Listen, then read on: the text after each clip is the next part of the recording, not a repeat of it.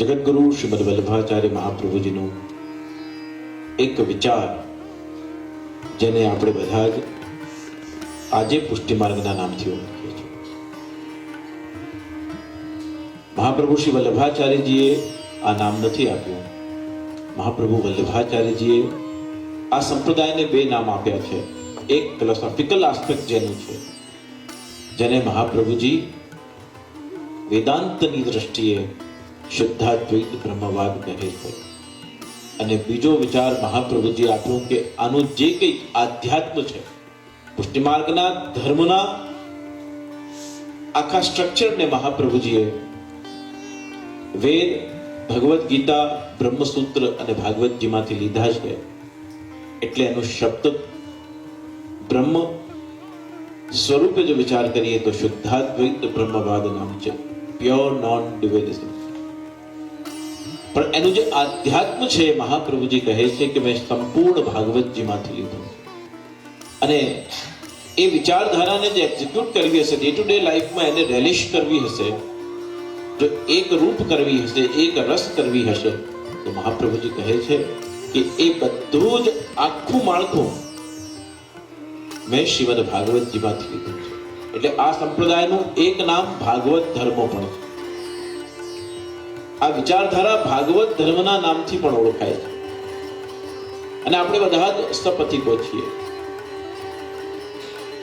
જેમ બહુ જ ટ્રાફિક હોય, પણ પ્રાયોરિટી લાઈનમાં જે ચાલતું હોય, HOVમાં જે ચાલતું હોય, એ બધું સમૂહમાં અગર એક ગાડીમાં વધારે બેઠા છે તો એ લાઈનમાં વગર ટ્રાફિકે પણ ટ્રાફિકના સમયમાં પણ આપણે ગતિથી પસાર થઈ શકીએ છીએ. એવી રીતે એક સમૂહનું નામ સંપ્રદાય છે. સંપ્રદાયનો અર્થ વાડાબંધી નથી કે આ તમારો સંપ્રદાય, આ અમારો સંપ્રદાય, પેલાનો સંપ્રદાય. પછી સંપ્રદાયને આપણે સંપ્રદાયને સંકુચિત દ્રષ્ટિએ જોઈએ ત્યારે વાડાબંધી થાય. વાડાબંધી થાય એટલે કમ્પેરિઝન થાય. કમ્પેરિઝન થાય એટલે પછી અલગ અલગ રીતે સ્પર્ધાઓ થાય. સ્પર્ધાઓ થાય એટલે અસંતોષ થાય. અસંતોષ થાય એટલે એક વણ કહ્યું અજ્ઞાન પ્રવર્તે છે. અને વણ કહ્યું અજ્ઞાન જે છે એ પછી અહંકારમાં રૂપાંતરિત થાય છે. સંપ્રદાયનો અર્થ છે પરંપરા. જે પરંપરાને આપણે અનુસરીએ છીએ એ સંપ્રદાયને આપણે પુષ્ટિ માર્ગના નામથી ઓળખીએ છીએ. કોઈ એને વૈષ્ણવ સંપ્રદાય, કોઈ વલ્લભ સંપ્રદાય, કોઈ કૃપા માર્ગ, કોઈ પાથ ઓફ ગ્રેસ, કોઈ અનુગ્રહ માર્ગ, એ બધા જ નામથી આ સંપ્રદાય, આ વિચારધારાને ઓળખીએ છીએ. મૂળભૂત રીતે સંપ્રદાયનો જન્મ કોઈ પણ એક મૂળભૂત વિચારધારામાંથી થાય છે. રામાનુજ છે, નિમ્બાર્ક છે, માધવ છે, ઘણા બધા સંપ્રદાયો છે. જીવને, જગતને અને બ્રહ્મને સ્વીકારવાની જે અદા છે, હું કહું છું, એ અદાને આપણે અનુમોદન આપીએ, સ્વીકૃતિ આપીએ, એટલે આપણે એ સંપ્રદાયના અનુયાયી થઈ જઈએ. કંઠી પહેરવું, તિલક લગાડવું, બ્રહ્મ સંબંધ લેવું, એનું વ્યવહારિક ક્રમ જરૂર છે. પણ ઇતિહાસ તો એમ કહે છે કે જેણે બ્રહ્મ સંબંધ નથી લીધા એને પણ ઈશ્વર મળ્યા છે. મહાપ્રભુજી બહુ સ્પષ્ટ આજ્ઞા કરે છે કે બ્રહ્મ સંબંધ લીધા વગર પણ બ્રહ્મની પ્રાપ્તિ, ઈશ્વરની પ્રાપ્તિ તો સંભવ છે. પણ કાલાંતરે જે યુગમાં આપણે જીવીએ છીએ તે યુગમાં બધું જ તુલનાત્મક કમ્પેરેટિવ એનાલિસિસ કરતા મહાપ્રભુજીને લાગ્યું કે ધ ઇઝીએસ્ટ વે ઓફ વર્શિપિંગ જે છે એ જો બ્રહ્મ સંબંધ, એની સાથેનું જો કનેક્શન, હમણાં બાબાએ વાત કરી તે પ્રમાણે એની સાથેનો સંબંધ જો સ્થાપિત થાય તો પછી એનો પરિચય થાય. પરિચય થાય તો એનું મહાત્મ્ય સમજાય. મહાત્મ્ય સમજાય તો એના પ્રત્યે રુચિ, આગ્રહ જાગૃત થાય. આગ્રહ અને રુચિ જન્મે તો ધીમે ધીમે નિકટતા સધાય. અને જ્યારે નિકટતા આપણા જીવનમાં એની સાથે આવે ત્યારે એની સાથે પ્રેમમાં પડ્યા વગર રહી શકાતું. આ એક ધારા છે, એક વિચારધારા. અને મહાપ્રભુ શ્રી વલ્લભાચાર્યજીએ જે બેઝિક્સ ઓફ પુષ્ટિ માર્ગ છે, ગીતા ઉપર હમણાં નોર્ફોકમાં, વર્જિનિયામાં હું બોલી રહ્યો હતો ત્યારે મેં કહ્યું કે હું જ્યારે મહાપ્રભુજીના ગીતા ભાષ્ય કે અમૃત તરંગણી પુરુષોત્તમજી દ્વારા લખેલી ટીકાનું ચિંતન કરું છું ત્યારે મોડર્ન એજમાં, આજના યુગમાં મને એમ લાગે છે કે ગીતાને જાણવું એક વાત છે અને ગીતાને ડે ટુ ડે પ્રેક્ટિસમાં મૂકવું બીજી વાત છે. પુષ્ટિ માર્ગને જાણવું એક વાત છે.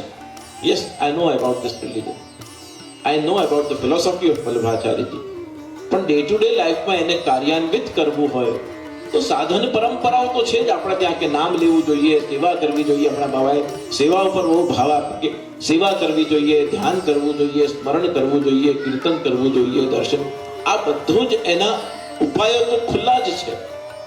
પણ એ ઉપાયો ખુલ્લા હોવા છતાં પણ બંને રીતે આપણું સ્વયંનું પોતાની જાત સાથેની ટ્રાન્સપરન્સી અને એ જ આપણા સ્વજનો સાથેની ટ્રાન્સપરન્સી.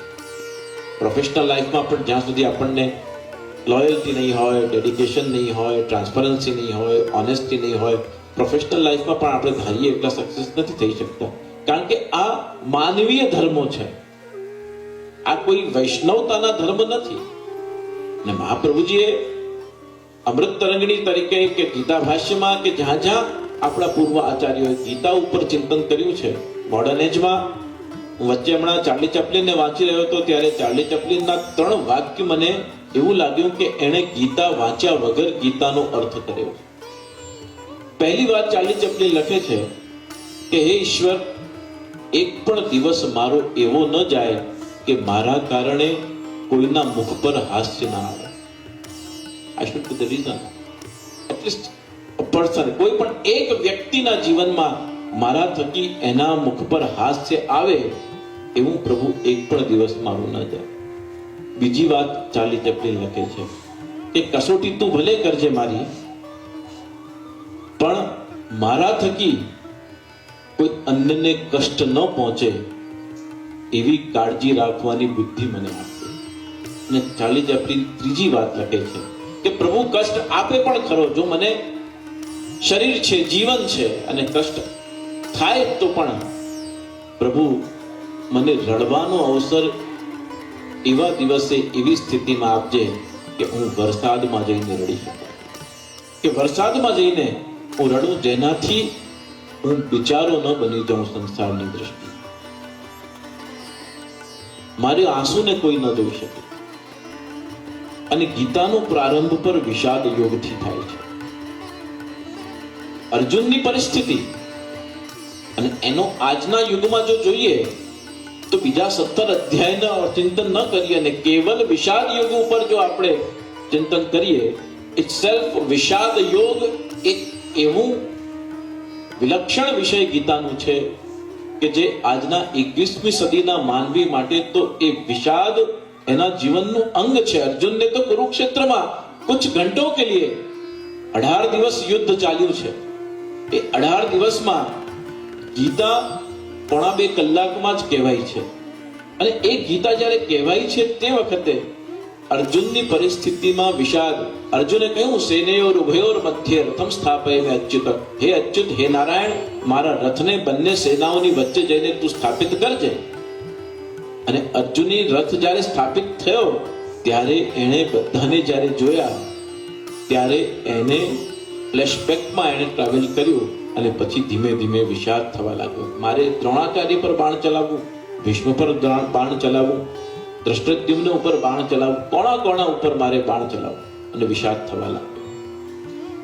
આજના યુગમાં પણ 21મી સદીમાં જીવનારી આ જીવ સૃષ્ટિના જીવનમાં પણ વિષાદ યોગનું પ્રાબલ્ય છે. વિજ્ઞાને એને હળવું કરવાનો બહુ પ્રયત્ન કર્યો છે, પણ ધ્યાન રહે વિજ્ઞાનની સીમાઓ છે જ્યારે પ્રજ્ઞાન અસીમ છે.